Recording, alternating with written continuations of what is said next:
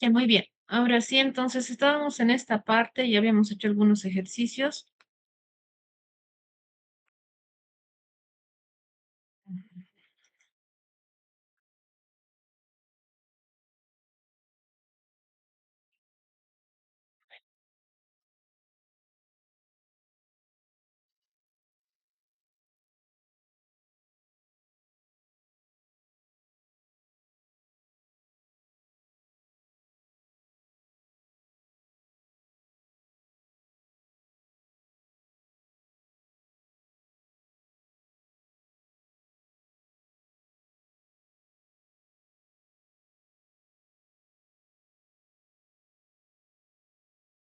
Lo tienen en pantalla, lo pueden ver, ¿verdad? Sí, doctora. Gracias, Laurita. Entonces hemos visto la parte estadística, hemos visto ya la tabla de contingencia que no se tienen que olvidar. Para lo que es epidemiología analítica, esta parte estadística es fundamental para poder analizar los resultados que tengamos. Siendo así que la tabla se llama la tabla 4x4, en la cual tenemos la casilla de expuestos y no expuestos y la casilla de enfermos y sanos, ¿no? Los que están expuestos a la enfermedad y los que no están expuestos a la enfermedad. Hemos denominado con lo que es A, B, C, D para hacer las fórmulas. Tenemos ahí lo que es el riesgo relativo y el odds ratio. Eso se recuerdan, ¿verdad? Hemos hecho ya ejercicios de esto. Eh, para ver el riesgo relativo, cuando lo utilizo, cuando tengo, cuando voy a realizar estudios de corte y el odds ratio para estudios de casos y controles. Eso no se olviden, por favor, ¿ya?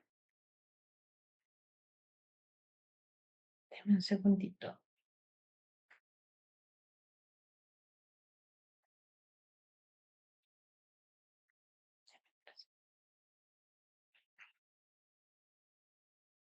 Luego tenemos otras medidas que es el riesgo atribuible, el RA, que es la diferencia de incidencias, donde vamos a ver el exceso de riesgo directo en los expuestos, y la fracción atribuible o el FAB, que mide cuánto daño evitaríamos en la población si eliminamos el factor de riesgo. Eso nos ayuda a medir. Entonces ya estamos viendo cuatro medidas.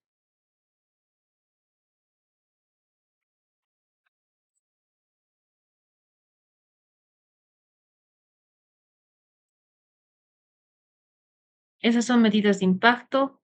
Hemos visto la tabla de contingencia y ahora vamos a ver justamente lo que es, por último, un último apartado del tema 2 que se ha pasado en texto, los criterios de casualidad biológica que hablamos del Bradford Hill.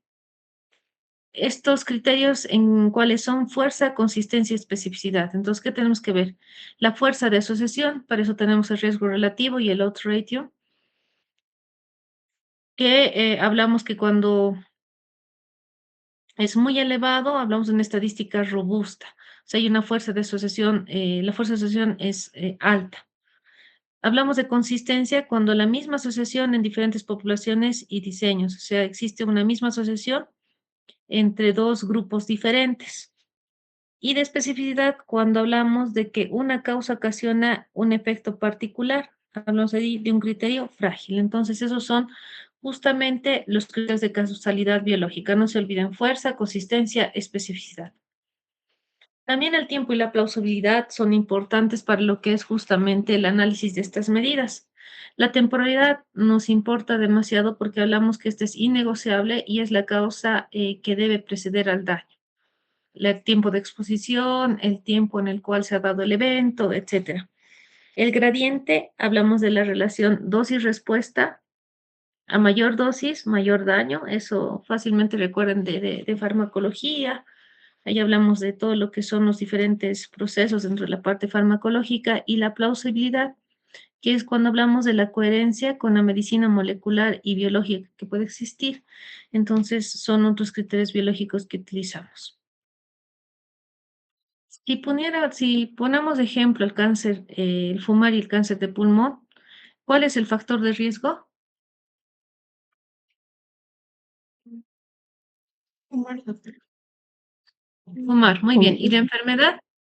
Cáncer de pulmón. ¿No? Entonces tenemos que poner a los que están expuestos al hábito tabáquico y los que no están expuestos, bueno, al humo del tabaco y los que no están expuestos al humo del tabaco, o los que fuman y los que no fuman, y los que presentan cáncer de pulmón y los que no presentan, ¿no? Fuera de que estudiamos el contexto de otros factores que pueden hacer posible esta patología, analizamos justamente la fuerza de asociación, analizamos el tiempo de exposición, analizamos la plausibilidad, así los diferentes criterios, ¿no? Entonces aquí decimos que el riesgo relativo es alto, 10 a 20 veces en temporada más clara, décadas fumando, o sea, lleva de 10 a 20 años ya fumando esta persona. Si hablamos de gradiente, más cigarrillos, más riesgo, ¿no ve? A mayor exposición, mayor riesgo y la plausibilidad, alteración del ADN, ¿no? Porque si hablamos de la parte genética, con la plausibilidad, hablamos de que justamente el hábito tabáquico va haciendo ciertas alteraciones, ¿no? Entonces, esto en cuanto a este tema. No me voy a ir a la parte de preguntas porque vamos a continuar directamente lo que es el siguiente tema, para ya entrar a los estudios de casos y controles.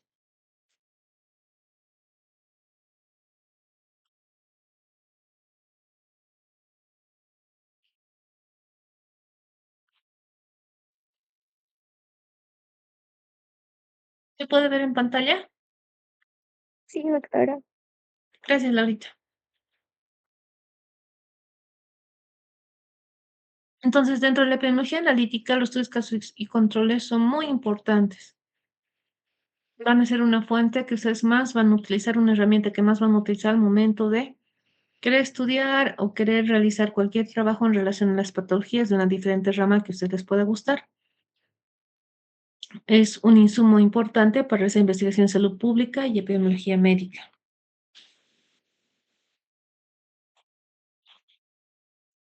¿Cuál es la definición de estos estudios y cuál es el propósito? Los estudios de casos y controles representan una de las herramientas observacionales más sofisticadas y eficientes para la indagación de la etiología de enfermedades humanas. Es la que de mayor uso es dentro de los modelos de investigación, ¿no? Si hablamos del diseño epidemiológico, hablamos que estos estudios de casos y controles son observacionales, analíticos, longitudinales y de direccionalidad lógica retrospectiva. Cualquiera de ellos podemos enfocar dependiendo cómo estemos estudiando nuestra población. El propósito categórico o el objetivo cardinal justamente de estos estudios es que estos puedan podernos dar una estimación válida y obviamente representativa en números, vale decir matemáticamente precisa, de la fuerza de asociación entre una hipótesis de causa y efecto.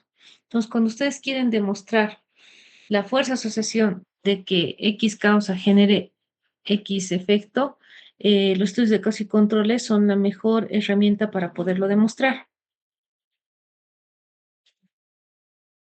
Si hablamos los fundamentos que tienen estos estudios, nos vamos a basar en dos principales.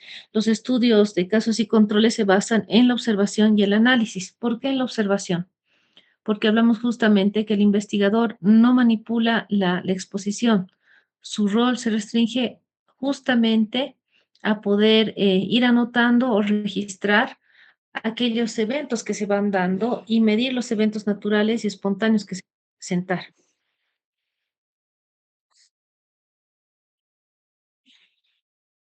¿Por qué otro fundamento es el analítico? Porque está diseñado para contrastar hipótesis causales mediante la comparación sistemática de grupos superando lo descriptivo.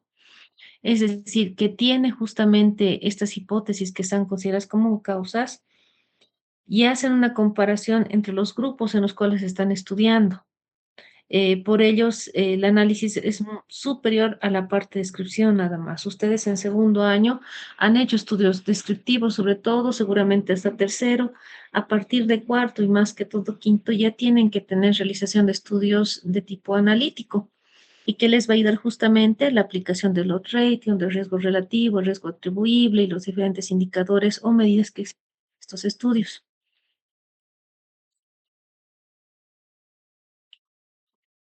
La direccionalidad retrospectiva, justamente estos estudios se las representa porque hablamos que estos tienen una tendencia a seleccionar grupos y se fundamentan exclusivamente en la presencia o ausencia de un evento de interés. Es decir, que estos tienen que enfocarse a buscar justamente aquellos grupos que puedan estar expuestos a un determinado problema o que no tengan la presencia del problema. Ahí tenemos justamente a los casos y a los controles. ¿Quiénes son los casos? Los casos de estos estudios van a ser aquellos sujetos o poblaciones que ya padecen la enfermedad. Y los controles van a ser los sujetos que estén libres de la patología que estamos estudiando. Obviamente, tenemos que buscar características similares en una población y otra, para poder decir que estos, por X o Z motivo, pese a estar expuestos a la enfermedad, no la desarrollan, ¿no? Y pues, como estamos hablando de una direccionalidad retrospectiva, hablamos justamente del eje temporal. La investigación traza una línea de tiempo hacia el pasado para escudriñar, justamente para revisar la proporción de expuestos al factor de riesgo, que es lo que más nos importa en estudios de casos y controles, para determinar qué efectos se van a poder producir. ¿Hasta ahí alguna pregunta?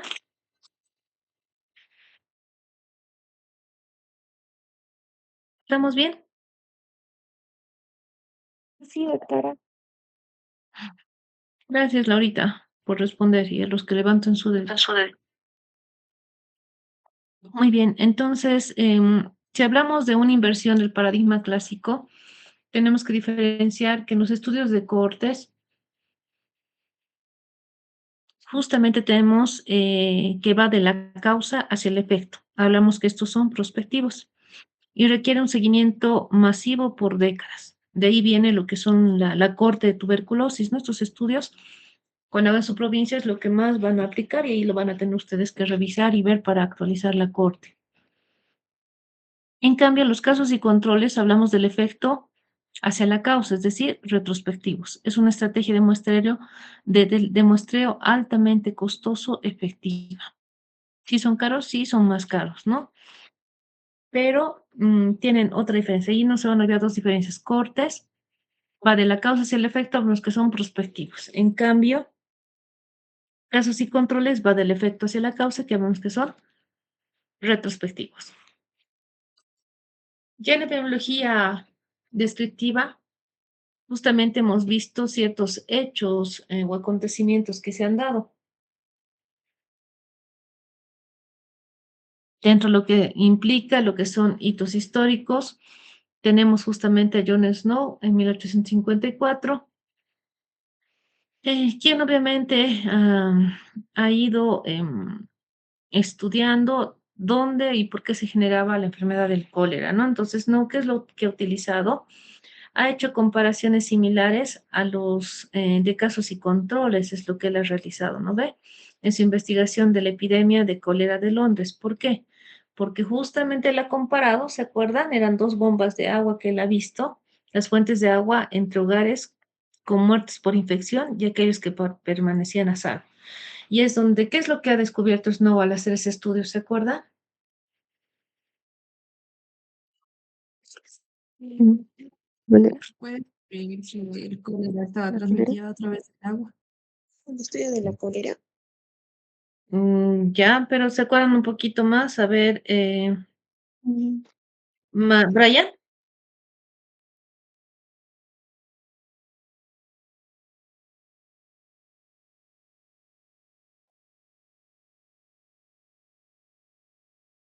Muy bien. ¿Cuál era el foco infeccioso, no? ¿Y qué es lo que ha hecho ahí Brian? ¿Te acuerdas? ¿La pileta? ¿Están seguros? A ver, ahí, ¿quién quiere complementar a Brian? Mm, Seguiremos mm, con Mónica. No, no recuerdo esa parte, doctora. Ya, Paita, Nicole. y bueno, antes de porque se hizo el mapeo, si no me equivoco, doctora, le había marcado la zona y por eso pudo encontrar lo que es la bomba. Ya, ¿y cómo, qué acción ha tomado Snow para evitar ya que se digan, que sigan dándose más casos?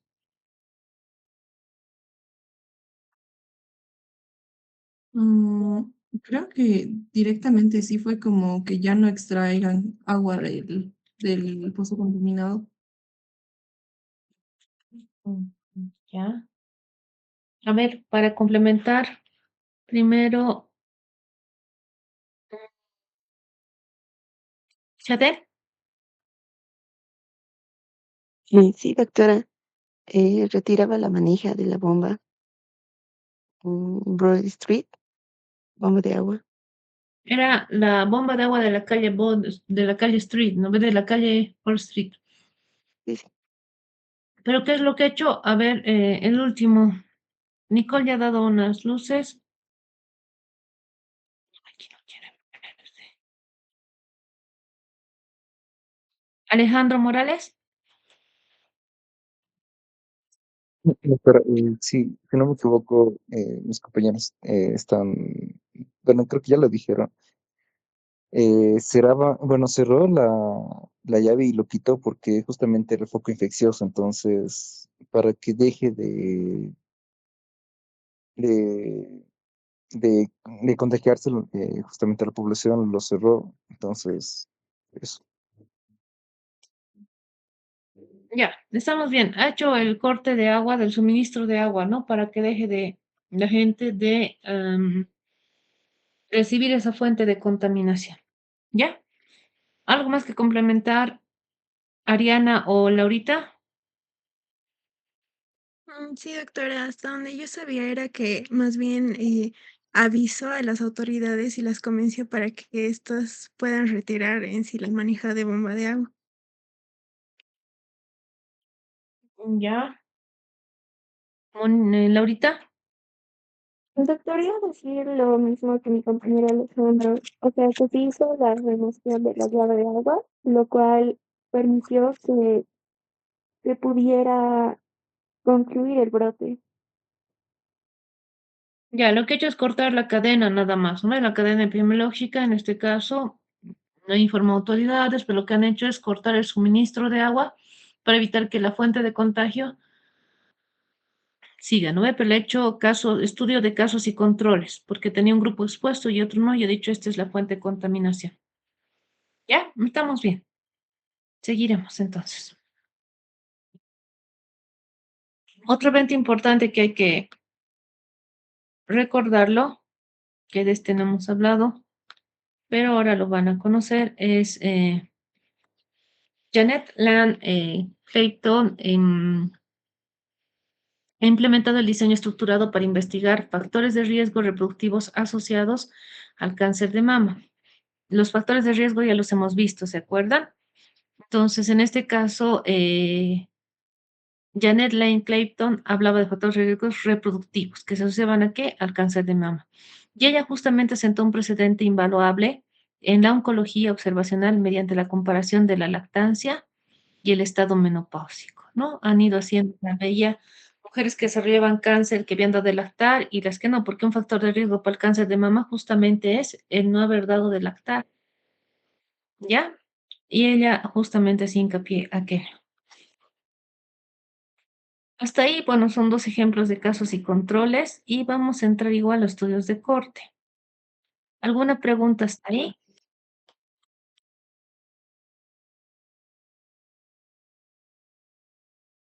No, doctora. Ya, Laurita, gracias. Parece que es la única que está Laurita. Los demás. No, doctora, les gracias. Gracias, Nicole. Alejandro, ¿tienes alguna pregunta? Estás con la manito levantada. Pues de hace No, rato. sí, de hace rato, perdón. Ahí ya, ok.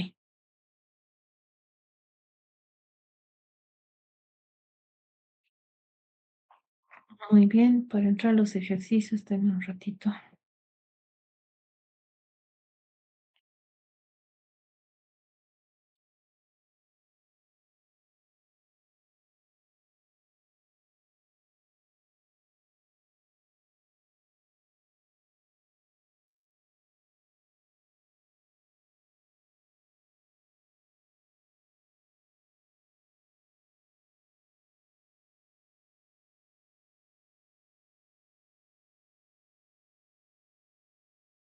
Y bueno, toca ver justamente ya la parte de lo que es los estudios de corte en medicina. Vamos a ir avanzando esto un poquito para luego hacer algunos ejercicios, ¿ya?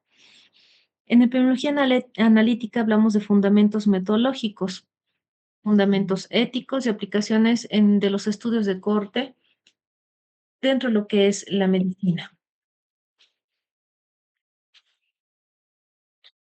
El núcleo científico de la salud pública moderna y la investigación de las causas de enfermedades justamente es esta parte fundamental, ¿ya? Los estudios de corte, que es en los que nos vamos a enfocar ahora.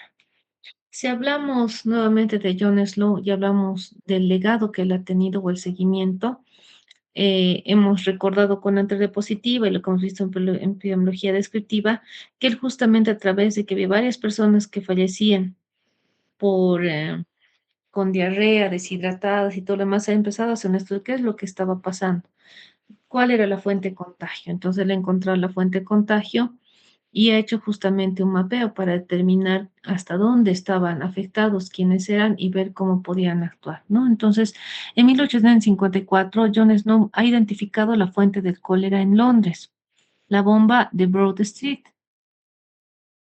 mediante que observación sistemática. Entonces, los estudios, para los estudios de corte, tengo observación minuciosa de toda la población que quiero estudiar.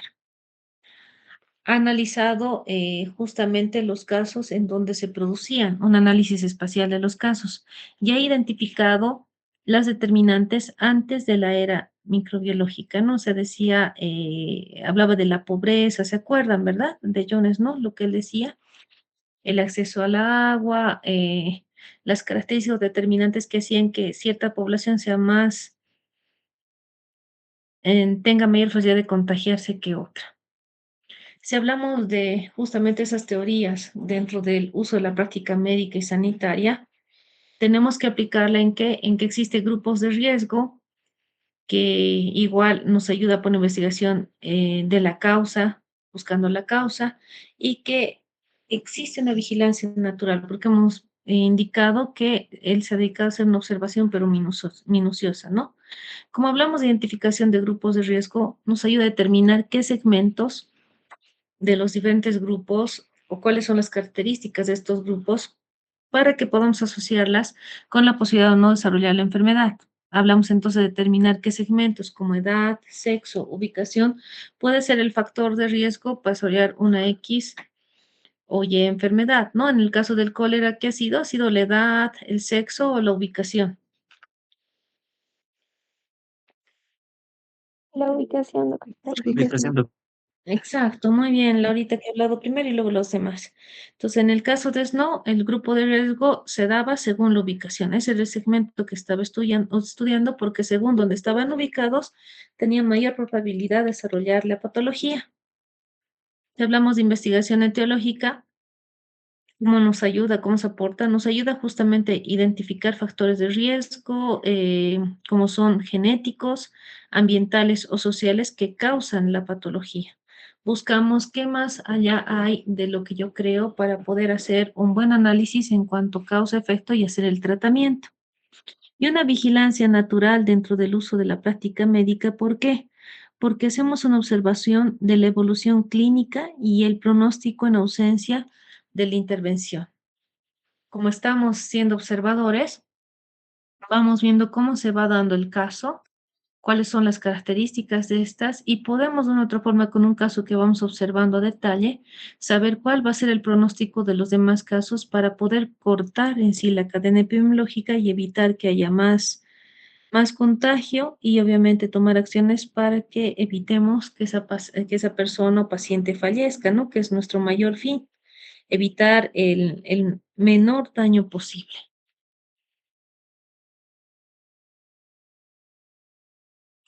Si hablamos de estrategias de optimización en cuanto a estos estudios, justamente decimos que nos ayuda a lo que son evaluaciones de intervenciones y a poder minimizar el uso de recursos que podamos tener.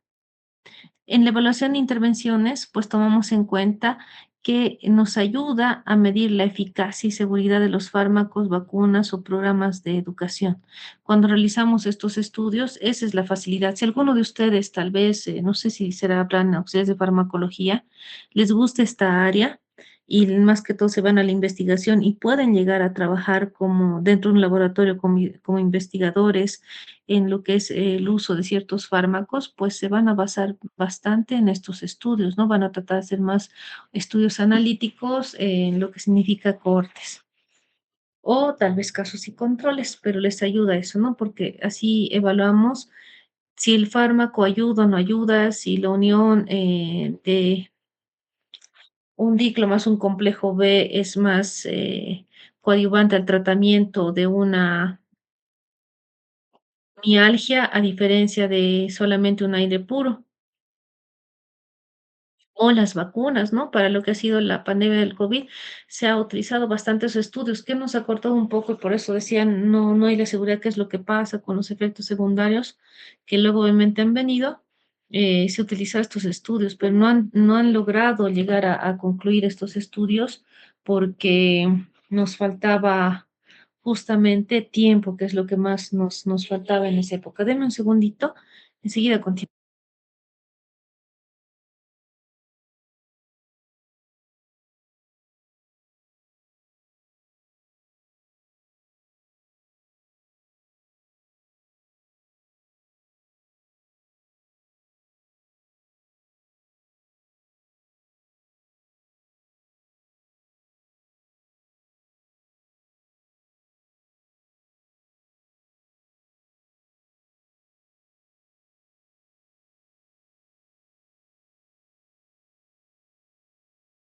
Muy bien, ahora sí. Y optimizar los recursos, hablamos de aportar los datos que tenemos sobre la carga de la enfermedad para planificar la capacidad hospitalaria. Estos estudios nos ayudan bastante en cuanto a lo que van a ser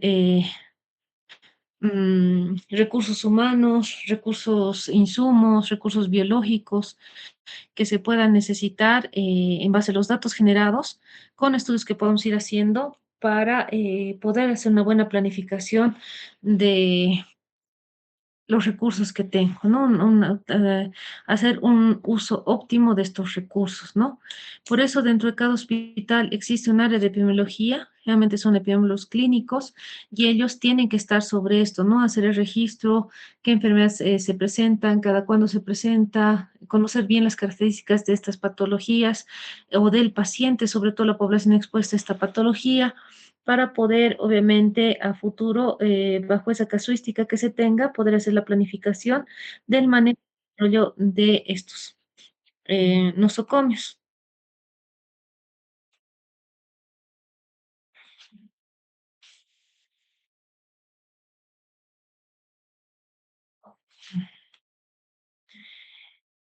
Vamos a hablar entonces ahora de la clasificación de los diseños. Todo investigador debe tomar en cuenta, frente a una variable de exposición, cuál es el marco metodológico que va a utilizar. Entonces, ahí tenemos justamente los estudios no experimentales versus los experimentales. Si hablamos de estos estudios, tenemos que tomar en cuenta ciertas características o criterios al momento de saber cómo los voy a emplear y cuál voy a emplear. Entonces, tenemos acá criterios, por ejemplo, tenemos el de intervención, el de control, la finalidad y ejemplos que puedo tener para diferenciar uno de otro. Hablamos de estudios no experimentales cuando la intervención va dada sobre tener un observador que es pasivo y que no manipula la muestra o el objeto de estudio, a diferencia del experimental, en el cual hay una activa intervención del observador o del investigador en este caso, ¿no? Donde existe sí un manipuleo del objeto de estudio. En cuanto al control como un criterio para estos estudios, indicamos que el estudio no experimental tiene un menor control de confusión, a diferencia del estudio experimental que tiene un alto control. Hablamos ahí de una aleatorización, ¿no? El no experimental nos ayuda a que no es tan agresivo, pues si lo queremos ver así. El control es menos, pero puede darse mayor confusión, a diferencia del experimental, que como estamos haciendo manipuleo del objeto de estudio, debe haber un alto control. La finalidad de los no experimentales es generar hipótesis y poder ver el nivel de asociación que existe entre una causa y efecto. Y el de los experimentales es evaluar la eficacia y seguridad. Igual si llegan a trabajar en laboratorios, tal vez se convierten en speakers desde donde estén, la especialidad que tengan, algún laboratorio los capta, les va a pedir que ustedes aporten o les van a dar sobre todo bastantes estudios para que lean y ustedes vayan reforzando su conocimiento sobre ese medicamento en base a experimentos o estudios que van a realizar aquellos que van a trabajar en esta área para que ustedes puedan fortalecer, obviamente, incentivar el consumo de X medicamentos, si nos vamos a los medicamentos como tal. Si hablamos de ejemplos de los no experimentales, no se olviden que entre los no experimentales están los estudios de cohortes y los casos y controles. Los dos que hemos visto justamente son estudios no experimentales. Y los experimentales van a ser ensayos clínicos aleatorizados, ¿no? Que ese tipo de investigaciones se las llega a realizar en los institutos de investigación. Si tal vez aquí hay algún auxiliar del INSAT, del IVA, de genética, deberían estar manejando esto. El doctor Amaru que está haciendo bastantes investigaciones, justamente ensayos clínicos aleatorizados. Ese debería ser el nivel de nuestros institutos. Y también se supone que en los hospitales de cuarto nivel es donde más deberían promover estos estudios, porque obviamente a partir de esas investigaciones podemos generar más opciones de tratamiento o manejo de las enfermedades. Entonces, veamos, hemos dicho que dentro de los no experimentales tenemos casos y controles y los cortes. Hablamos que los no experimentales son estudios observacionales, se caracterizan por la ausencia de manipulación, hemos indicado ya eso de la variable o el objeto de estudio. El investigador va registrando los fenómenos tal como ocurren, por eso es un observador minucioso. ¿Cuál es la fortaleza de estos estudios? Es que tiene alta validez externa y obviamente nos ayuda a hacer una generalización a la población real. Hablamos que nos ayuda a poder proyectar qué es lo que va a hacer con la población, a realizar una población grande a través de un estudio, de una muestra que yo pueda hacer para aplicar un tratamiento, una acción, etcétera. ¿Cuál es la debilidad de estos estudios? Son susceptibles a errores y factores de confusión. Depende cuánto nivel de precisión yo aplique al momento de la toma de datos o al momento de hacer el seguimiento.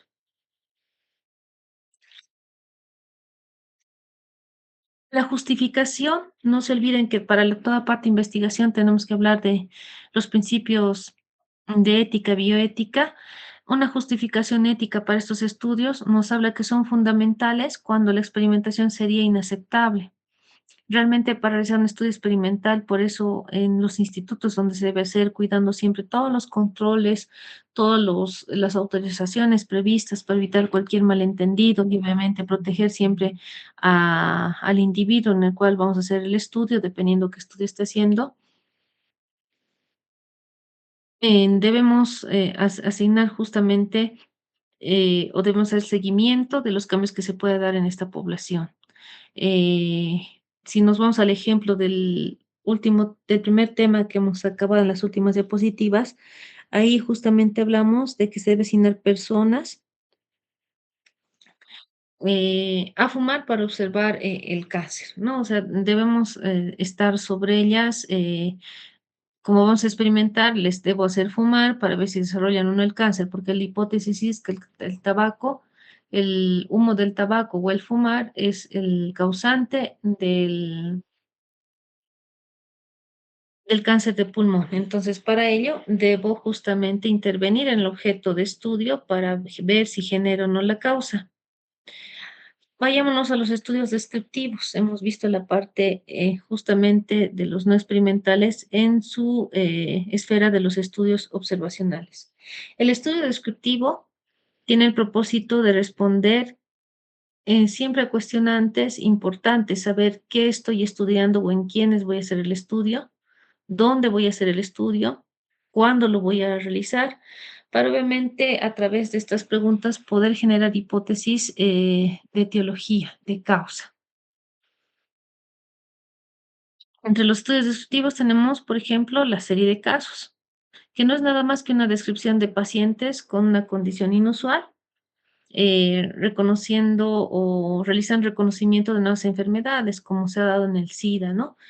Como hemos tenido igual en el caso del COVID, o sea, se ha hecho la descripción de los pacientes con COVID en ese caso, ahí se utilizaba estos estudios.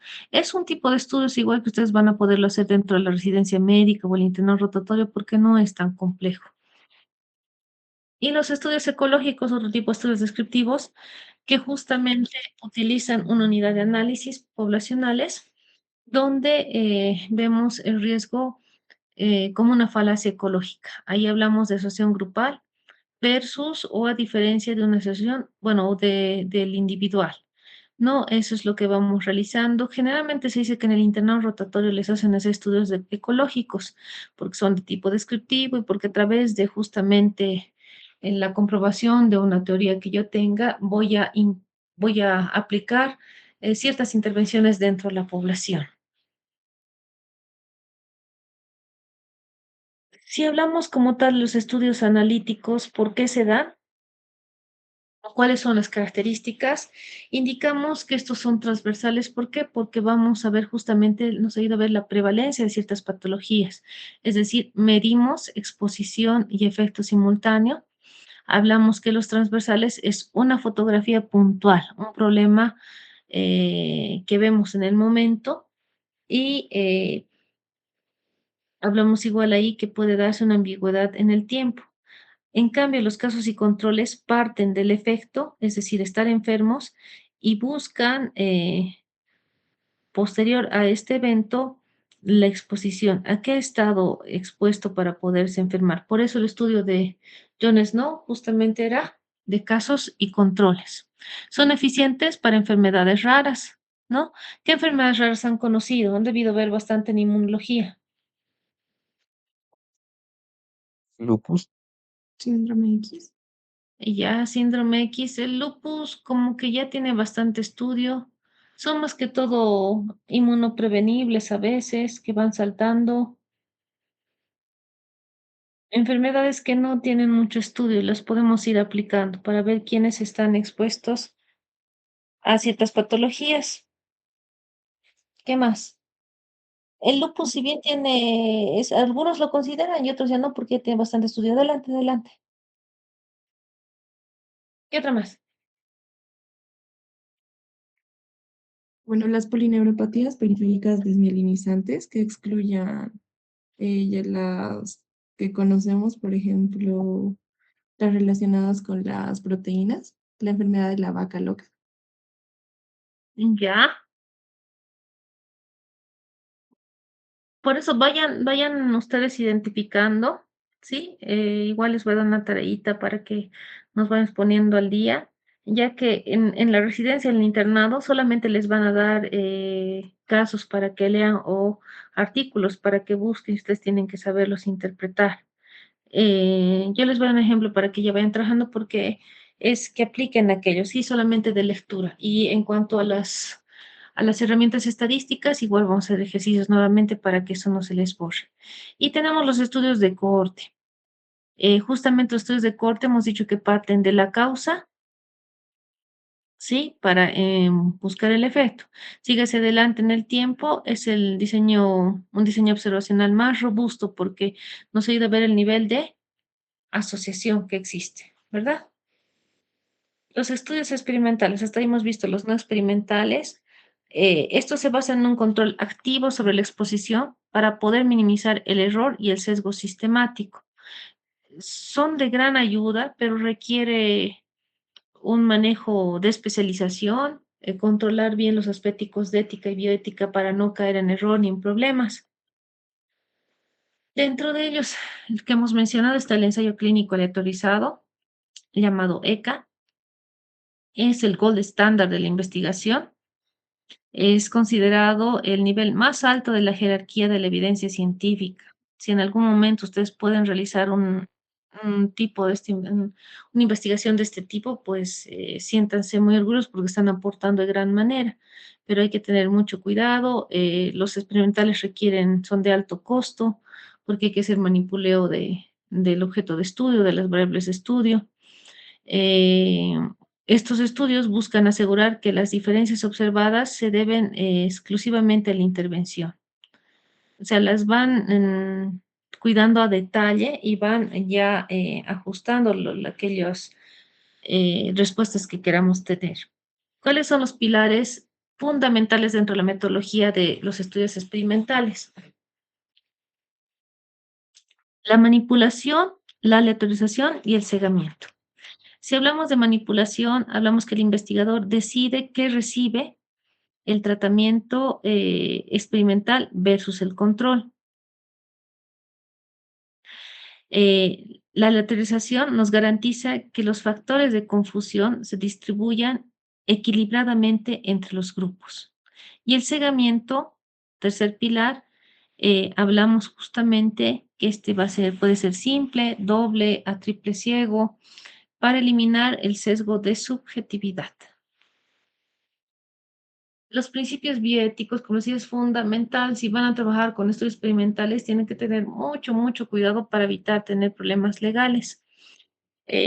Hablamos de experimentales cuando justamente hacemos una intervención en la población de estudio, el objeto de estudio, las variables de estudio. Y como esta generalmente se da en seres vivos, o en este caso los seres humanos, es un privilegio social con profundas responsabilidades morales. Debo tener mucho, mucho cuidado.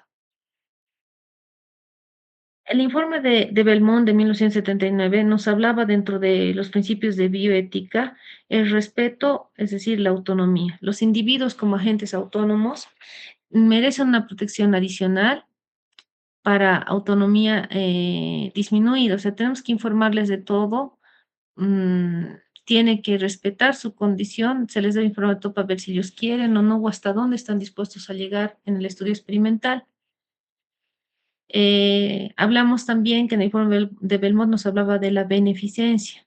Esto significa justamente la obligación de maximizar beneficios y minimizar daños y hacer una evaluación riesgo-beneficio. O sea, la beneficencia se enfoca a que debo de tratar siempre, no se olviden, nuestra formación nos dice, primo, no hacer, lo primero es no hacer daño. Si voy a trabajar con estudios experimentales, debo minimizar a lo mínimo el daño que puedo producir con esta intervención. Y estos estudios se realizan justamente para evitar un daño a una población, ¿no? Que va a ir consumiendo medicamentos. Pues todos los medicamentos, aquellos que se dediquen al área farmacológica, van a estar seguramente metidos en ellos para poder luego exportar el uso de medicamentos a la población en general. Por eso hablamos aquí de una evaluación riesgo-beneficio. ¿Qué tanto puede tener problemas el objeto de estudio, el paciente, a razón del beneficio que va a haber? ¿O qué tanto voy a poder aportar en razón a los riesgos que puede darse, ¿no? Mm, Hay que medir bien al momento de aplicar estos estudios y tener sumamente cuidado. ¿Por qué? Porque hablamos igual dentro de este informe de un tercer componente que es la justicia. ¿Quién soporta las cargas y quién recibe los beneficios? No explotar grupos vulnerables. Para estos estudios hay mucha, ¿qué se llama? Hay mucha gente que se ofrece, ¿no?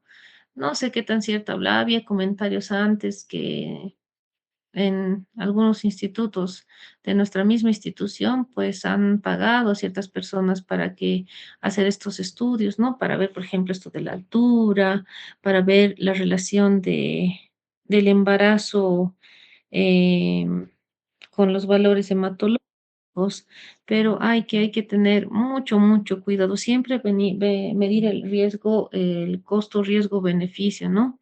¿Cuánto va a arriesgar? Porque a veces por ganar unos pesos, porque obviamente, y no es lo correcto, pero les pagan a algunos o les dan ciertos beneficios y aceptan ser población de estudio para estos estudios experimentales. pero debemos siempre olvidar, no siempre tener presente nuestro rol fundamental de que el principio para nosotros, el objetivo principal es la vida, ¿no? El consentimiento informado es fundamental de cualquier estudio que ustedes realicen, así no haya intervención en el objeto de estudio, pero más aún si van a hacer estudios experimentales, deben conformar siempre y elaborar su consentimiento informado. Deben tomar en cuenta que un consentimiento informado tiene ciertos elementos. Dentro de los principales vamos a hablar de la información. Cuando hagan su consentimiento informado, este debe contener cuál es el propósito del estudio, cuáles son los riesgos a los cuales me expongo al participar de este estudio, cuáles van a ser los beneficios que voy a recibir o se va a recibir con este estudio para la población y las alternativas que me pueda dar este estudio de poder participar o en cierto momento poderme salir de la investigación si no estoy de acuerdo. Además, se les tiene que informar sobre la participación voluntaria explícita. O sea, ahí tiene que estar claro que no lo están obligando, que no está habiendo ningún manipuleo económico o cualquier otro para poder obligar o persuadir a la persona que participe del experimento. Debe haber y debe estar enfocada igual la comprensión como un elemento fundamental. Es decir, en el momento de aplicar una encuesta, de poder hablar con la persona a la cual vamos a trabajar para estos estudios, debemos tomar en cuenta el lenguaje, debe estar adaptado al nivel educativo. No se olviden nunca eso, incluso cuando van sobre todo a las interacciones, nos va a tocar ir igual a las interacciones, una interacción que van a tener con cuarto año con salud pública, pero yo sé que están yendo a otras actividades y que han ido ya con otras materias. Siempre pónganse al nivel de la población con la cual van a actuar. Eso no significa que los traten como menos, sino que ustedes se adapten a las características propias de la población donde van a intervenir. Tal vez si es una población escasos recursos, tratar de utilizar el lenguaje más sencillo y claro, porque lo que queremos es que nos comprendan. Cuando hablamos en complejo y en difícil, los pacientes no nos preguntan. Es lo mismo que en las clases. Yo sé que ahora todos por miedo a decir no he entendido se quedan callados. Es lo mismo. Pero en el caso de los pacientes es mucho peor. ¿Por qué? Porque a ellos tenemos que aclarar las dudas para que vuelvan a su tratamiento. Muchos de ellos a veces no saben ni leer y van a confiar ciegamente en lo que les digamos. Incluso debo tener tanta persuasión para saber si realmente sabe leer o no y si detecto que no sabe leer, explicarle con dibujos para que él pueda estar consciente de lo que va a pasar. Cuando entregamos un medicamento, por ejemplo, un AINE, le damos para mitigar el dolor, ¿qué es lo que hacemos? Indicamos que debe tomarlo siempre después de comidas, con estómago lleno, porque si no, esto puede causarle gastritis o el exceso exagerado de AINES puede llegar a dañar el riñón. Tenemos que darles toda la información al paciente y debemos lograr justamente que exista comprensión, que el lenguaje esté claro para el paciente. El investigador es responsable de asegurarse que el sujeto entendió. ¿No? No es nuestra misión fundamental. Más allá si estamos en un rol experimental de investigador en estudios experimentales, cada día que ustedes afronten con un paciente, cada día ustedes van a estar justamente teniendo que coadyuvar a que el paciente no tenga duda alguna del tratamiento a recibir o la conducta que van a seguir. La voluntariedad es muy importante. Deben estar libres de coerción o influencia indebida. A veces me ha pasado a mí en posgrado, el jefe de posgrado agarra y dice, deben participar de esta encuesta y te obligan a todos allá. Es obligatorio, no debería porque se supone que esto debe ser voluntario. Y a veces sucede eso entre ustedes, por eso cuando les hagan cualquier encuesta, ustedes pregunten. Así no sea un estudio experimental, sea observacional, cualquier tipo de estudio, digan, ¿y por qué es? ¿Para qué es? Y si no quiero, no puedo participar, deberían dejarles totalmente que digan, no, el que quiere lo llena y el que no, no. Por eso dice libre de coerción o influencia indebida o recompensas excesivas que no nublen el juicio. Porque si te ofrecen $1,000 por hacer la prueba de X vacuna en ti, O sea, es algo que están de una u otra forma sobornando y tú vas a decir que sí, pero no sabes los efectos a los cuales te estás exponiendo, ¿no? Entonces ahí es cuando ya existe otro tipo de manejo de estas investigaciones que deben tener un fin más de ayuda, ¿no? Pero existe, debe de existir, existe. Entonces no se olviden de esos principios, por favor, ya de esos elementos del consentimiento informado. Dentro de la ética, la no maleficencia en epidemiología es fundamental. Cada vez lo repito, desde las primeras clases que nos hemos visto, lo han debido recordar en tercer año, porque ahí nos enseñan bastante. Primero, no, no ser, no ve. Lo primero es no hacer daño, obligación de no infligir daño intencionalmente. Cuiden siempre lo que van a hacer. Cada día con su paciente va a ser una investigación, porque tienen que tener conocimiento de la patología y ustedes mismos plantearse hipótesis y posibles respuestas en base a lo que recuerden, en base a lo que ustedes vayan estructurando al momento de dar un diagnóstico y un posible tratamiento. Lo que deben coadyuvar es practicar la prevención cuaternaria para no generar daño o iatrogenia en el paciente. En epidemiología existe la prohibición de asignar exposiciones dañinas y la obligación de suspender estudios si se evidencian efectos adversos imprevistos. En la pandemia realmente no nos ha dado el tiempo, ¿no? Porque era una por otra. El tiempo sí nos ha consumido bastante, pero es lo que nos obliga. Debemos estar investigando todos los días. Aquellos que se llegan a dedicar realmente al área de investigación, pues es hermoso investigar. Tal vez se van a ir al área netamente de investigación. Existe especializaciones clínicas en aquello, ya sea como epidemiólogos o del área clínica donde estén, pero siempre deben controlar el evitar el daño al prójimo. Entonces, veamos justamente los estudios de corte. Hablamos que estos estudios de corte son el pináculo de la investigación observacional para determinación de riesgos y causalidad, ¿no? Es uno de los principales para poder justamente determinar el riesgo y la causa. Si hablamos de cuál es, de dónde viene justamente estudios de corte, provienen del latín corus, unidad infantería romana que marcha junta, ¿no? Por eso es un estudio de corte, la corte justamente de los romanos. Y la definición, hablamos que estudios de corte son un diseño analítico, estudios analíticos, donde un grupo libre de enfermedad clasificado por exposición se sigue en el tiempo para comparar la incidencia, o sea, vamos estudiando ese grupo de personas para ver cuántas de estas llegan a enfermar. Sí, vamos haciendo ese seguimiento, ¿no? Eso es lo que se hace en el programa de tuberculosis. Componentes estructurales críticos de estos estudios. Los sujetos en riesgo deben tener la posibilidad biológica de enfermar, excluir casos prevalentes al inicio. Debo escoger bien mi población de estudio. Exposición y control. Debo identificar el factor claramente operativizado y el grupo de comparación interno o externo.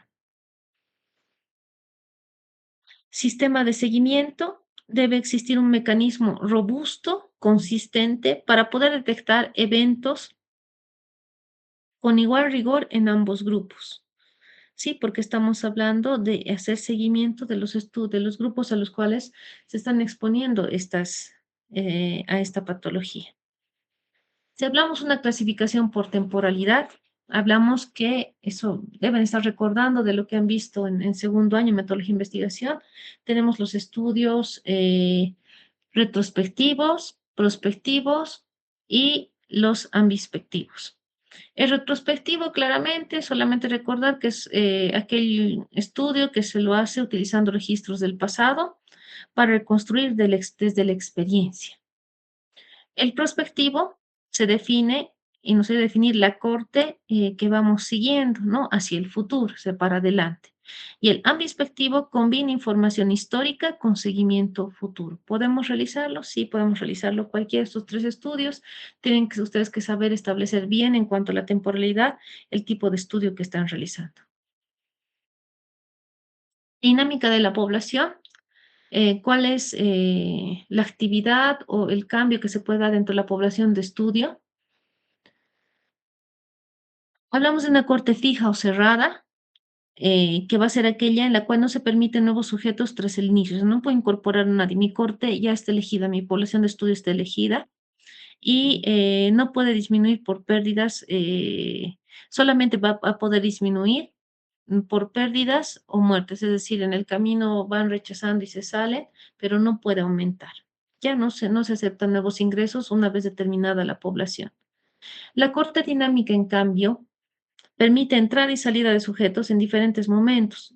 En este caso, utilizamos unidades tiempo-persona. En tal tiempo habían 100, en el siguiente tiempo hay 80, luego 120, vamos haciendo ese seguimiento. Depende cómo plantee mi estudio.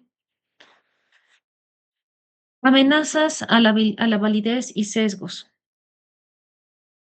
Hablamos de tenemos que tomar en cuenta la selección de la población de estudio, el seguimiento de la población de estudio y la información. Si hablamos de la selección, hablamos, por ejemplo, el efecto del trabajador sano. Empleados activos suelen estar más sanos que la población en general. No, generalmente dicen, por eso muchos adultos mayores o las personas mayores no quieren dejar de trabajar porque el trabajo les da vida, ¿no? Y es un ejemplo que podemos tener, pero hablando en el caso de la selección, puedo elegir esta población, pero debo tomar en cuenta que tal vez en el momento de elegir puedo generar error. Debo tener muy en cuenta y muy en claro cuáles son las características de mi población de estudio, si es que van a cumplirlas o no, o cumplen los criterios de inclusión. El seguimiento de la población es muy importante para evitar sesgos. La mayoría amenaza ocurre si las pérdidas se relacionan con exposición o desenlace. Debo hacer un seguimiento minucioso de esta población de estudio para evitar cualquier error, saber por qué se salen, dependiendo qué tipo de estudio esté realizando, ¿no?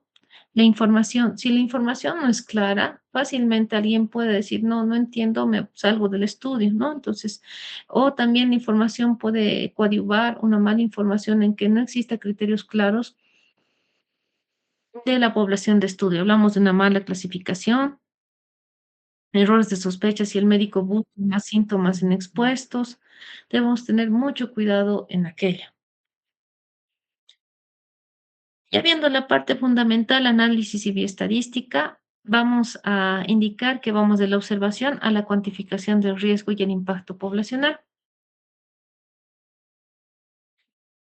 Nuevamente volvemos a nuestra tabla de contingencia. Tenemos el grupo de expuestos y no expuestos. No se olviden, ¿sí? La tabla 4x4.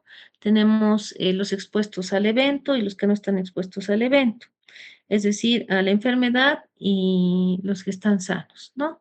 Entonces tenemos ahí el A, el B, el C y el B. El total siempre va a ser eh, A más B y C más D para tener el total, y también eso en el caso de los expuestos, y en el caso de los enfermos y sanos, A más C y B más D.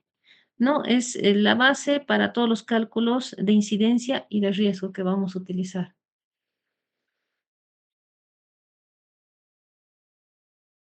Entonces, vamos a hacer un cálculo de incidencias, por eso aquí teníamos, recordar nuevamente esta tabla de 4x4. Incidencia en expuestos, tenemos que es A sobre A más B. Entonces, ¿qué sería en este caso? Expuesto con enfermedad sobre expuesto con enfermedad más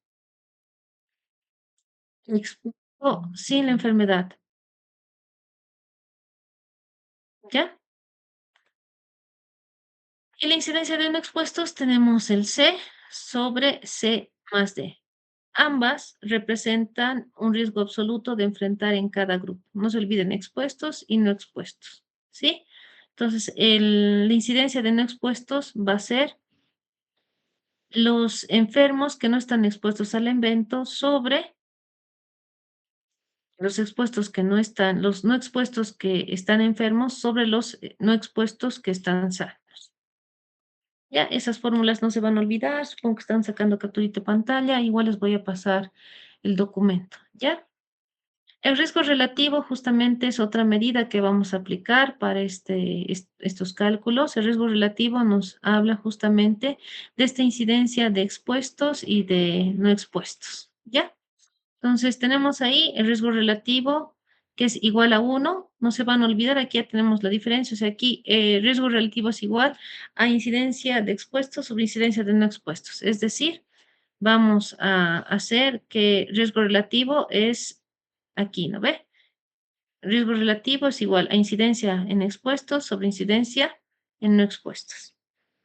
Para tener un parámetro de calificación, cuando hagamos ejercicios, tenemos que recordar cuando el riesgo relativo nos sale igual a 1, quiere decir que no existe asociación entre la exposición y la enfermedad. ¿Ya? Cuando el riesgo relativo sea mayor a 1, significa que existe factor de riesgo,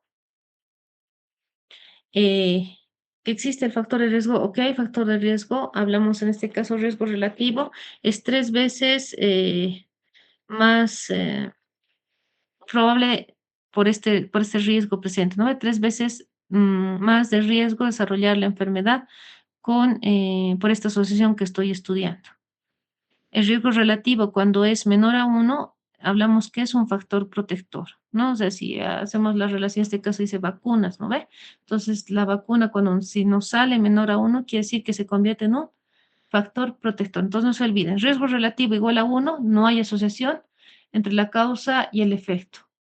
Riesgo relativo mayor a 1 significa que se convierte en factor de riesgo. Riesgo relativo menor a 1 significa que es un factor protector.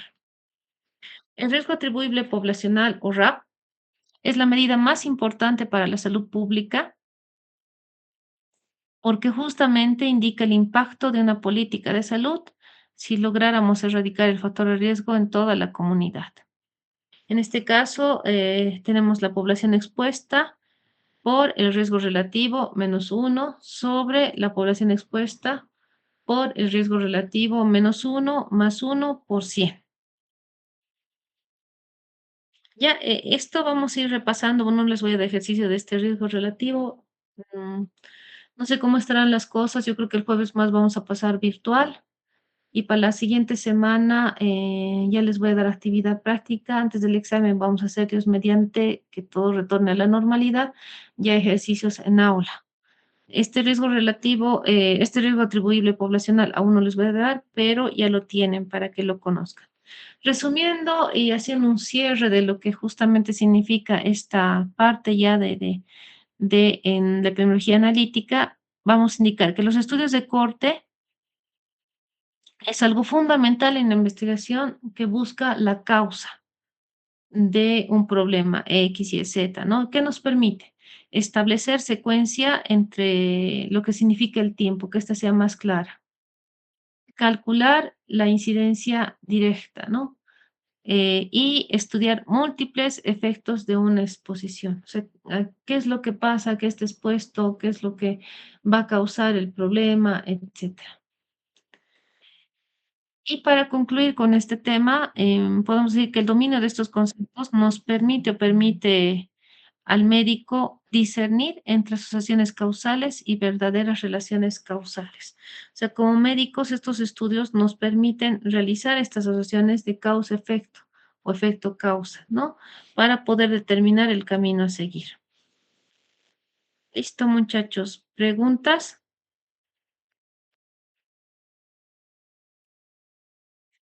Eh, yo sí tengo una pregunta, doctora, perdón.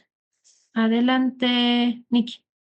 Sí, doctora, ¿se puede hacer un cohorte retrospectivo? Y en el caso de, si se pudiera, ¿cómo más o menos se marcaría la causa-efecto? Tendríamos que, ¿y cuáles serían las diferencias ya con un casos y controles más o menos?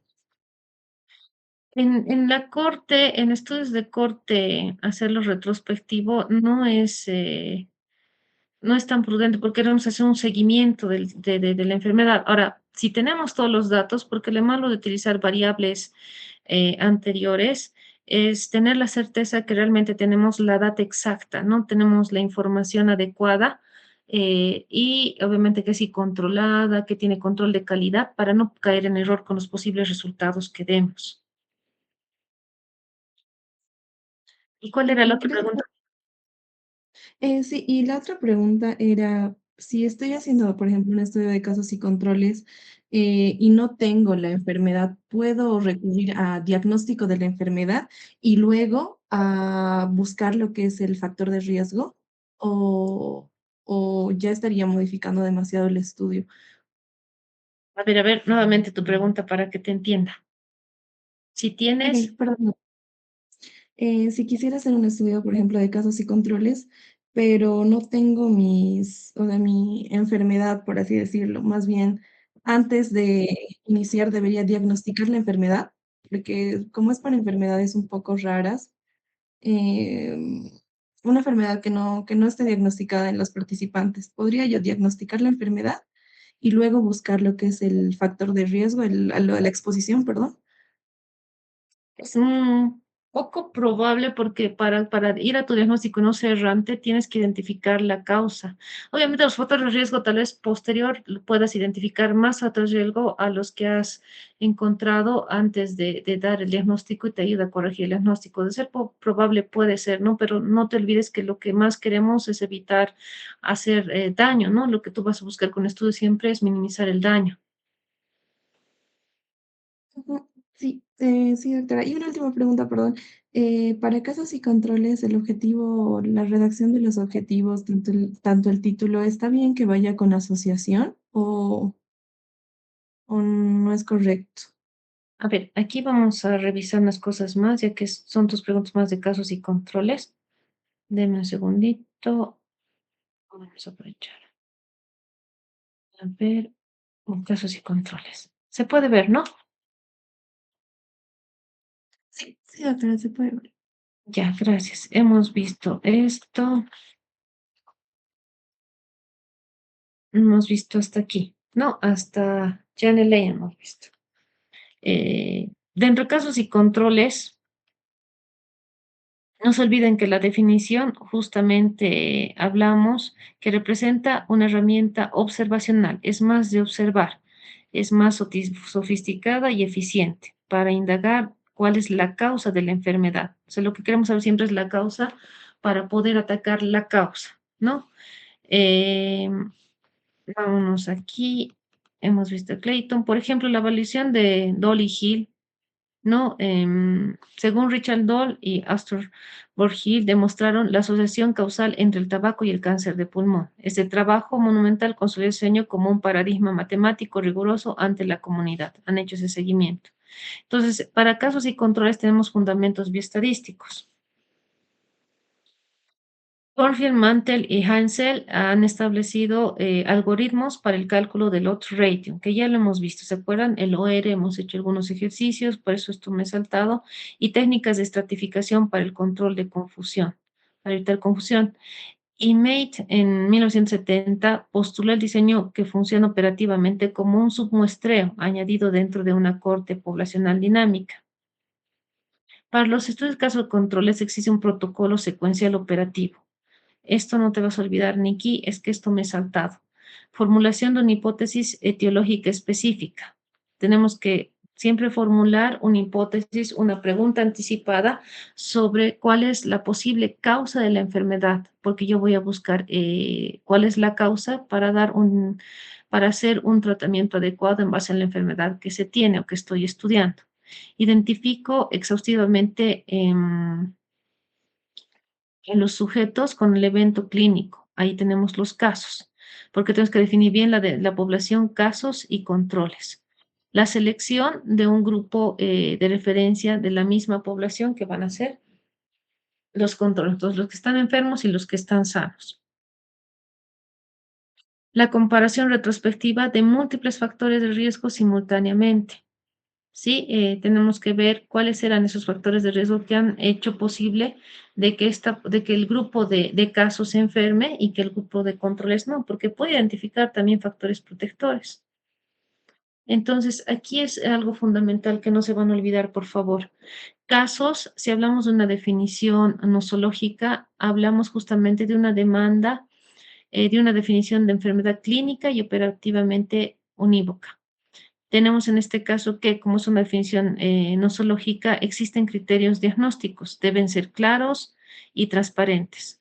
Podemos tener criterios histopatológicos, genéticos, inmunología avanzada, laboratorio, cualquiera que te pueda ayudar a dar con el diagnóstico para evitar.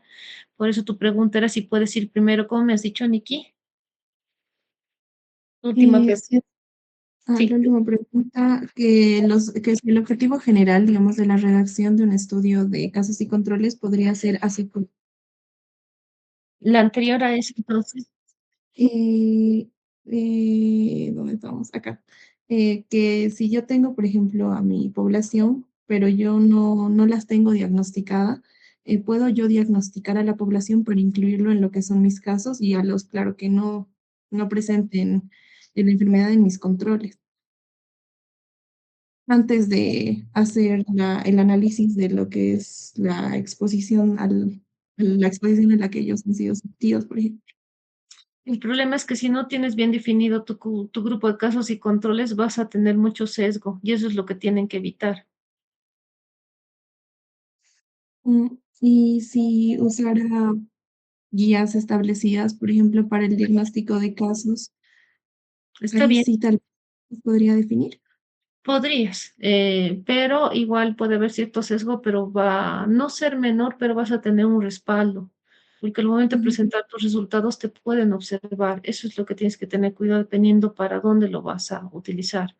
Lo de bueno, digamos, es que están en formaciones que por ahora pueden equivocarse, pero si tú ya estuvieras con esto, tienes que tener mucha mayor especificidad al momento de determinar tu grupo de casos y controles.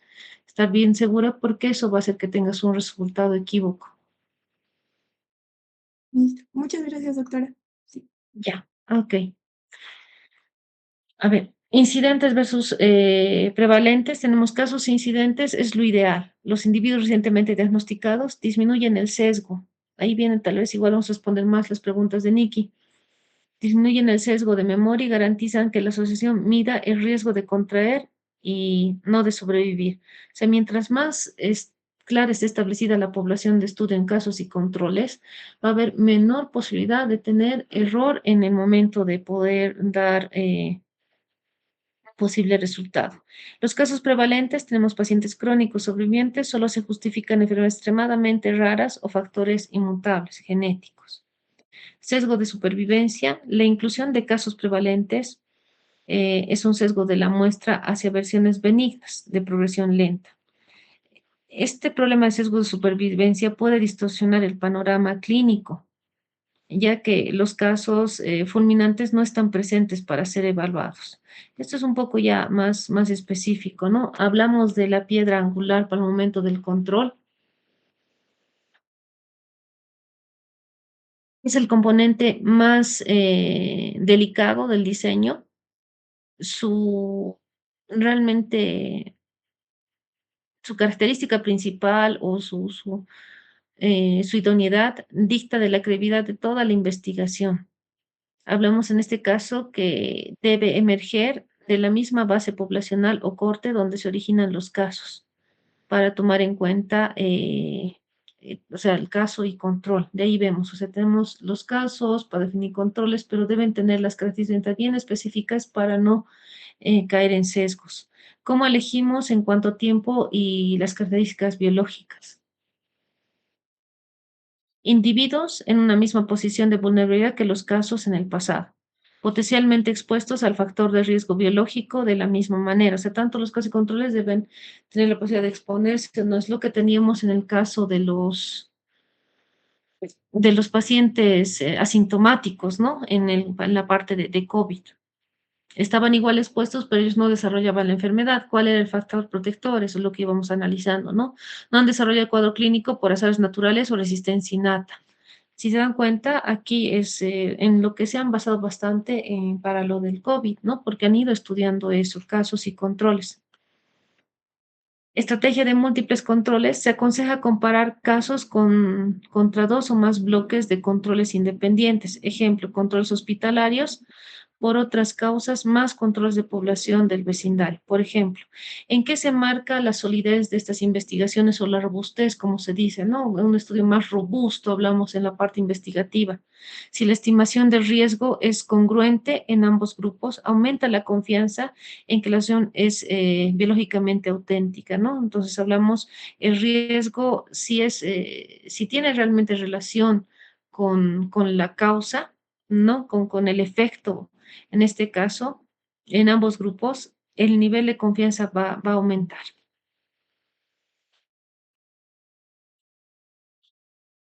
Técnicas de pareamiento son mecanismos preventivos que aseguran la homogeneidad de estructuras entre grupos. Hablamos de variables de confusión o variables confundentes, que se las utiliza bastante en estudios analíticos. Si la edad y el género son confusores, se busca un control como el mismo género y estrato etario exacto del caso. Hablamos de variable independiente y dependiente, ¿no? Y en medio de esto está la confundente, porque esta puede darnos mm, la razón de que va a ser o no la causa. Vamos a ver algunos ejemplos de eso ya. Riesgo de sobrepareamiento. Este se da cuando se parea por una variable fisiológica, que es un eslabón directo de la cadena causal, y la consecuencia de este riesgo de sobreparamiento es una dilución que, si bien se habla de una ilusión artificial, esta va a ser irreparable, de la evidencia matemática de la asociación verdadera cuando se da esta situación. Variante de casos y controles anidados. Se inserta dentro del seguimiento una corte definida. ¿Qué significa? Por cada caso incidente se eligen controles de la corte que en ese exacto instante estaban vivos y en riesgo. Por eso, igual es un estudio del que se han valido bastante para poder dar ciertos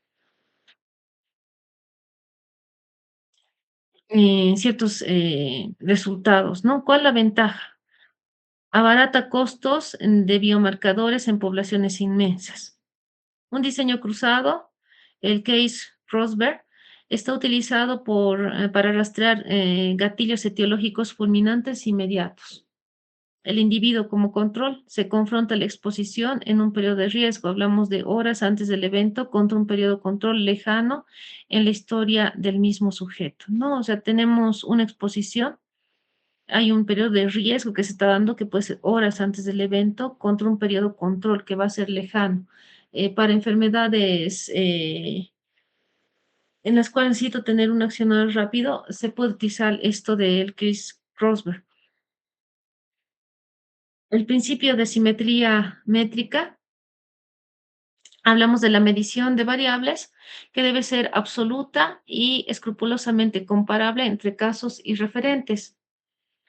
Hablamos de instrumentos similares, cuestionarios y profesionales que estén desde el inicio hasta el final para ambos grupos, porque el cambio igual del recurso humano al momento de realizar un estudio nos va a causar igual sesgos, porque al inicio capacitamos a todos los encuestadores o a los investigadores para que tengan los mismos criterios, si no, al momento de dar un resultado van a equivocarse.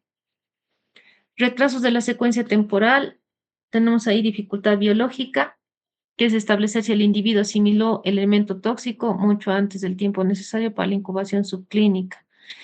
Un ejemplo nada más, esto hace que haya un cruce directamente con la fragilidad natural de los recuerdos y ausencia de registros crónicos exhaustivos. Esto es más a detalle. Las fuentes, esto es importante que lo sepan porque es algo que lo van a utilizar ustedes. Son registros, ¿cuáles son las fuentes de información que podemos tener para casos y controles? Que algo eh, en cortes ha preguntado, ¿no? Si podíamos hacer cortes pasadas, pero ¿cuáles son las fuentes de registro que tenemos? Siempre y cuando estén bien manejados, van a ser las historias clínicas estandarizadas y la base de datos nacionales. Pues la data es muy importante, que hagamos un buen registro. La ventaja, obviamente, es celeridad y bajo costo. Va a ser mejor obtener la información de un registro llenado que ir preguntando paciente por paciente. La limitación representan versiones exacerbadas o atípicas de la enfermedad comunitaria, o sea, no es específica, pero es de menor costo. Otra fuente de información para poder generar este tipo de estudios. Base poblacional, un sondeo directo, registros civiles, donde podemos tener certificados de nacimiento, certificados de defunción o encuestas transversales de morbilidad, los Cendensas, por ejemplo, el mismo censo. ¿Cuál es la garantía de estos? Los hábitos de riesgo captados son un espejo fiel de los movimientos demográficos reales de la población. Otra fuente, las encuestas de campo, son instrumentos clave ante brotes agudos que se pueden dar. ¿Lo hemos aplicado en el COVID-19? Sí, porque estábamos tener información directa de la población. Se han lanzado instrumentos digitales. Actualmente, lamentablemente por la coyuntura actual, yo no estoy de acuerdo que más que todo en el área clínica ustedes estén pasando clases virtuales porque necesitan formarse, pero realmente la coyuntura actual es peligrosa, no es como la pandemia que podíamos protegernos y salir y seguir yendo a los hospitales. El problema es muchas veces del proceso de circulación, de la agresividad que pueda haber, pero actualmente la inteligencia artificial y la virtualidad nos puede ayudar bastante a que se puedan crear salas con las cuales ustedes y a sus docentes clínicos puedan ayudarles a hacer actividades prácticas o que puedan realizar esto para luego reforzar el momento de volver a la práctica presencial, sobre todo en el área clínica, ¿no? Donde tengan que realizar la intervención ustedes mismos. Sin embargo, si hablamos de fuentes, las encuestas de campo han sido valederas para este tipo de eventos. Si quisieran estudiar cualquier patología, obviamente que es un brote en ese momento, estas encuestas les van a servir de información y obviamente tienen que establecer qué tipo de estudio van a hacer, y van a hacer un caso control, si van a hacer un observacional, qué tipo de estudio lo van a realizar, ¿no? La agilidad investigativa ayuda a estas encuestas de campo porque permite interrogar masivamente antecedentes inmediatos de contacto antes de la eclosión del evento colectivo. Eh, si se recuerdan cómo hemos generado, cuál es la definición de caso de COVID-19 a través de, de las diferentes historias clínicas en las que nosotros hemos intervenido, donde el paciente mencionaba qué síntomas había referido, y hemos ido definiendo lo que era caso de COVID. Otra fuente de información son grupos especiales, sociedades genéticas raras, colectivos de apoyo o redes terapéuticas que se pueden dar, ¿no? Grupos, no sé, de diabéticos, hay grupos de apoyo de diferentes patologías. El valor es más sociológico porque proveen información concentrada que tomaría décadas de tamizaje masivo en la población general dispersa. Ahí se habla igual de grupos focales, encuestas que se pueden realizar más para un estudio cualitativo. Sesgo de selección, nos habla Iverson, que nos habla de la discrepancia en hospitalización. Ocurre al usar controles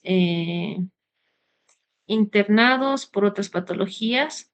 El hecho es de estar hospitalizado, aglutina vicios crónicos como tabaco, sedentarismo, que subestiman la asociación real. Entonces, el problema, dice Bergson, en el hecho de utilizar registros hospitalarios es justamente porque muchas personas están hospitalizadas por otras patologías. Además, por el hecho de que estas patologías pueden devenir de diferentes factores de riesgo que a veces nos van a llegar a funcionar como variables confundentes, ¿no? Porque puede que no sea la causa evidente o la causa real que queramos estudiar. Neymar nos habla de otro sesgo, el sexo de selección también. Habla de la falacia de prevalencia e incidencia. Al excluir casos de incidencia inmediata y usar solo crónicos, se pierde al grupo como manifestaciones fulminantes, que ya falleció, sesgando el factor hacia lo protector o nulo. O sea, si a veces por la incidencia, porque solamente queremos casos nuevos o hablamos solamente de los casos que ya tienen la enfermedad y que la mantienen, puede generar que haya errores. Por eso se debe definir muy bien la población al momento de definir quiénes van a ser casos y quiénes van a ser controles. El sesgo de información también es fundamental. Hablamos de un sesgo de memoria, ya que cuando hacemos las consultas o encuestas, al momento de preguntar al individuo, puede darnos otra respuesta, ¿no? Pues hablamos de un individuo afligido por un diagnóstico, inicia proceso de hipervigilancia psicológica, o nos va a dar, o sea, peor ahora con la parte de Internet y el acceso a la información, porque en su mismo WhatsApp tienen el meta, la persona agarra y dice, o al Google, no, oye Google, dime cuál es el tratamiento, o tengo estos síntomas, qué enfermedad tengo y le sale cáncer. Entonces el paciente ya viene predispuesto a esta información y viene asustado o puede que no venga, o ya viene con un posible tratamiento, ¿no? Y en el momento de la consulta nos va a perjudicar. Y en el momento del estudio hasta pueden simular ciertos síntomas en base a que ellos estudian la enfermedad y más ahora que la información ya no es algo secreto, ¿no? Está abierto. Eh, Raquel Vías nos decía que los casos sobredimensionan eventos venales que los controles sanos olvidan pasivamente, ¿no? Hablamos ahí de insuficiente información o en su defecto suficiente información o más información de la que debe haber. A veces el paciente selecciona qué debe recordar y qué no debe recordar. La facilidad que tienen algunos de recordar aquello que es información que desean y otros que prefieren olvidarla. O lo que sucede, no hay bastante información que ya no saben y ahí nos, o sea, nos causa errores.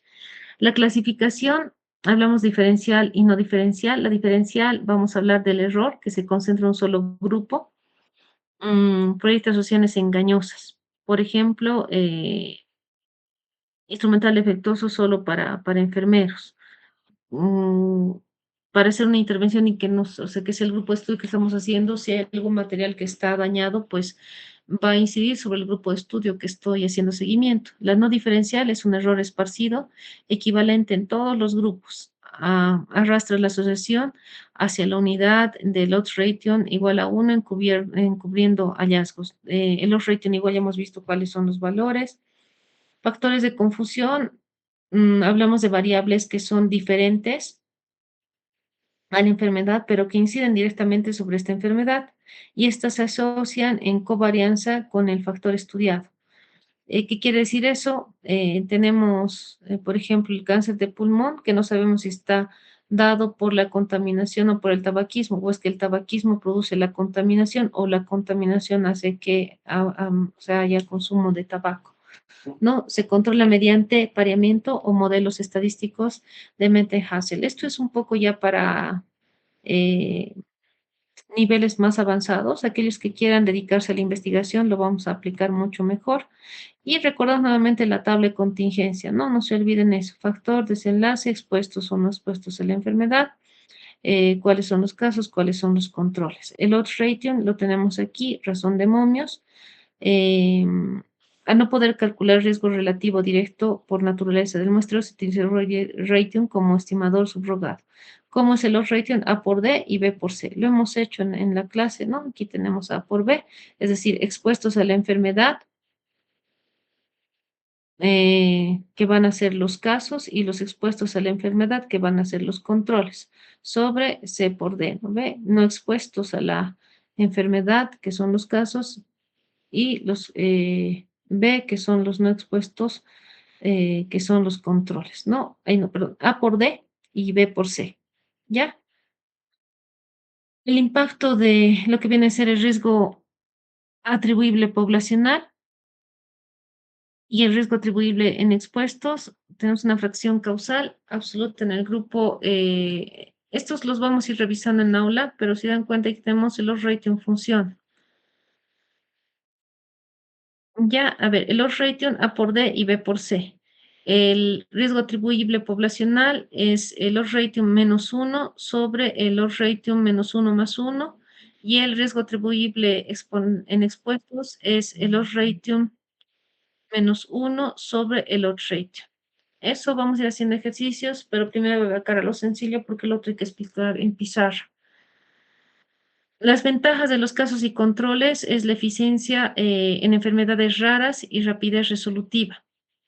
Las desventajas son muy fáciles de exponerse a errores, y hay una amnesia psicosocial que lo llaman, ¿no? Porque por ese, justamente por esta situación, sesgos de información, podemos tener sesgos al momento de aplicar estos estudios. Ahora sí, muchachos, hemos adelantado bastante. ¿Alguna pregunta más sobre esto?